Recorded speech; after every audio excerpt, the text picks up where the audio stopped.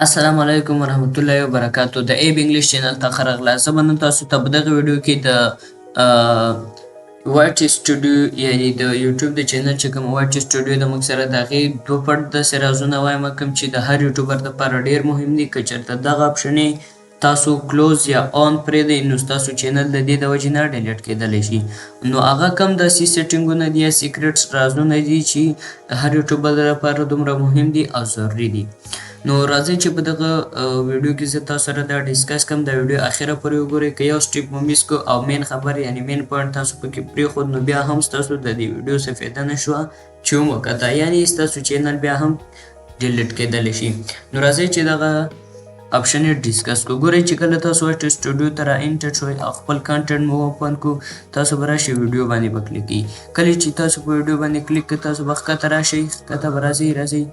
دلته چې ښکته راغلی تاسو ته به درکړي مور اپشن یا شو مور. نو تاسو ته چې دا اپشن درکړو تاسو به لږ نور ښکته راشئ.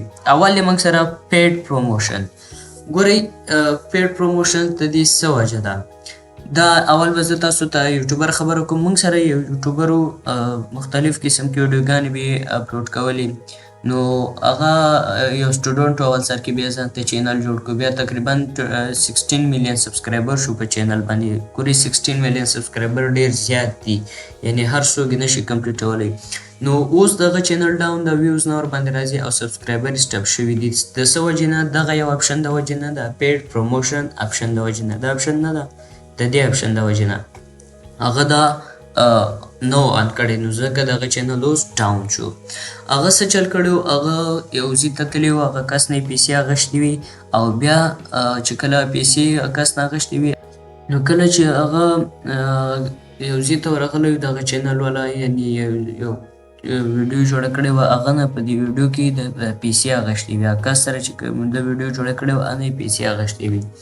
نو بیا د چې کله پیسې اخیستې په ویډیو کې ویډیو اپلوډ کړې وه خو دا پیډ پروموشن اپشن یې نه و آن کړی، یعنې په دې ټیک نه و لګولی.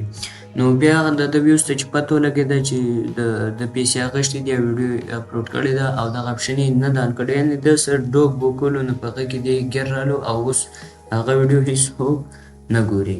نو دې دپاره زه تاسو ته وایم چې کله تاسو پیډ پروموشن کړی وي یعنې پیسې مو چا نه اخیستې ویډیو کې او هغه ویډیو اپلوډ کړئ او دا اپشن آن نه کوئ نو ستاسو چینل هم ورسره ختمېدلی شي. ګورئ دا څنګه تاسو یو کس نه پیسې والئ او هغه به آن کوئ. فار ایگزامپل موږ سره دی یوسف جان عثمانزی صاحب، هغه چینل غټ چینل دی، یعنې ډېر خلک یې ګوري، ویوز زیات راځي ورباندې. هغه ته موږ دعوت ورکړو چې تاسو راشئ زموږ انسټیټیوټ ته. فار ایگزامپل زموږ یو انسټیټیوټ ده او موږ هغه ته دعوت ورکړو چې راشئ زموږ انسټیټیوټ ته، دلته انټرویو والئ چې زموږ د انسټیټیوټ مشهوره شي او په خپل چینل تاسو دا ویډیو اپلوډ کړئ. نو چې کله راشي موږ ته پیسې ورکړو، د پیسو په وجه راشي موږ د انټرویو والي موږ سره خبرې اترې وکړي، ویډیو جوړه کړي او اپلوډ یې کړي او هغې نه بعد چې هغه د خپل چینل باندې ویډیو اپلوډ کړي. اوس خو دغه ویډیو کې د پیسې اخیستې دي فار ایگزامپل، نو دی به په دې باندې کلیک کوي د اپشن باندې، دا چې آن کړي او نو بیا به څه وي. که دا آن نه کړي نو دې ته د چینل ته غټه خطره جوړېدلی شي. نو که چېرته تاسو هم دغسې کار کوئ نو دا اپشن به آن لازمي ساتئ. بله خبر ده، نن سبا دغه الټریټډ کنټنټ دې باندې ډېرې خبرې کېږي، دې ته خلکو ته کې کنفیوژن دي اپشن کې. دا اپشن ګوره بعضې یوټیوبران وایي چې کله د اے آی یوزینګ کړی وي په ویډیو کې نو تاسو به دا اپشن یس کوئ او که اے آی به نه یوز کړی نو نو کوئ وي.